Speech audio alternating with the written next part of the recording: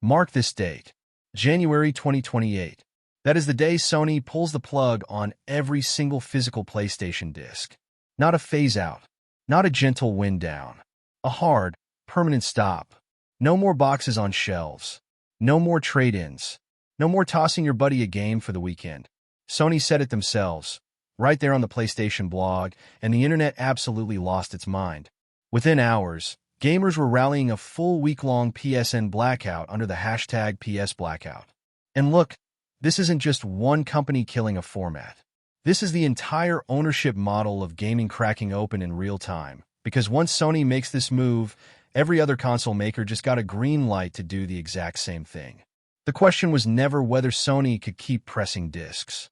The question is whether you can survive losing the one format you actually, truly own. So what's really driving this? Is it as simple as Digital One? Let's crack open the economics. Here's the technical reality. A PS5 game disc is not some cheap stamped plastic. You're looking at high-capacity Blu-ray pressing, case manufacturing, regional packaging, freight logistics, retailer margins, and inventory risk all stacked together. When fewer people buy the box version, those fixed pressing costs spread thinner, making every remaining disc pricier to produce and ship. Sony's own investor materials confirm digital downloads have hovered near 2/3 of total software revenue for several consecutive fiscal years. At that ratio, keeping a dedicated disc line alive for every new release simply doesn't pencil out.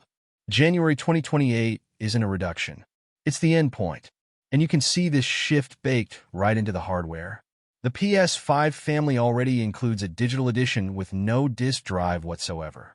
Sony sells a separate Ultra HD Blu-ray drive as an optional add-on for the slim model. Check the retail listings. Check Sony's own product pages.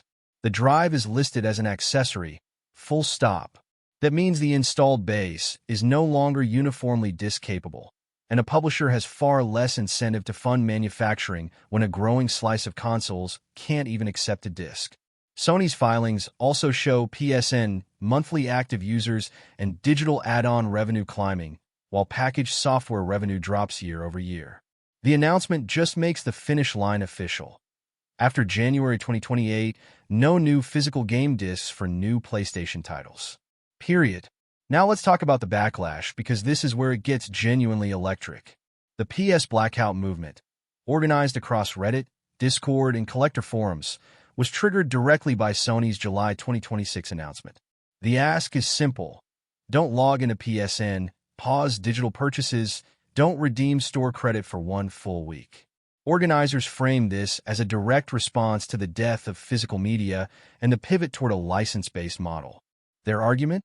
A full digital transition kills the used game market, blocks offline installs from a fresh disc, and strips your ability to resell or lend. Public posts from organizers don't call for anything illegal. They frame it squarely as a product policy and preservation dispute. And to be fair, Sony's announcement does not remove your ability to play discs you already own. But future titles? No new disc editions. Ever. Here's where the preservation argument gets technically sharp, and I need you to really hear this. A PS5 disc often ships with a playable build, sure, but many titles still demand a day-one patch or online activation for full functionality. So a disc isn't a guaranteed forever copy. It's a license token with different failure modes than a digital entitlement. Digital purchases on PSN fall under Sony's terms of service, which explicitly state licenses can be revoked and content can be removed. A disc, by contrast, can be reinstalled offline as long as your hardware works and the disc isn't scratched. PS Blackout organizers are hammering on exactly this distinction, arguing that killing new disc production removes the most durable, consumer-owned option left on the table. The commercial pressure behind all this is undeniable. Public market reports show physical video games spending at historical lows, while digital storefronts, subscriptions, and free-to-play titles gobble up the majority of consumer dollars.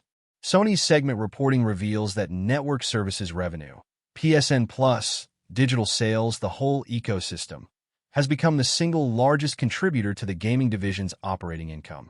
That model rewards recurring transactions over one-time disc purchases. Retailers feel the squeeze too. Shelf space is shrinking. Some big box chains have already tested pulling console game aisles entirely. And importantly, Sony's disc manufacturing partners haven't been accused of any legal violation. This is presented in public filings purely as a cost and supply chain adjustment. Within the PS Blackout campaign, the language is deliberately tight. The boycott targets PSN activity, not individual devs or third-party publishers. Organizers have explicitly asked participants to avoid harassment and keep the action limited to withholding engagement during the designated week. That restraint matters because platform boycotts are notoriously hard to measure. Sony reports daily and monthly active users, and a one-week dip could easily register as normal seasonality. Unless the protest hits a scale that dents network service revenue in a reported quarter, the operational impact may be minimal.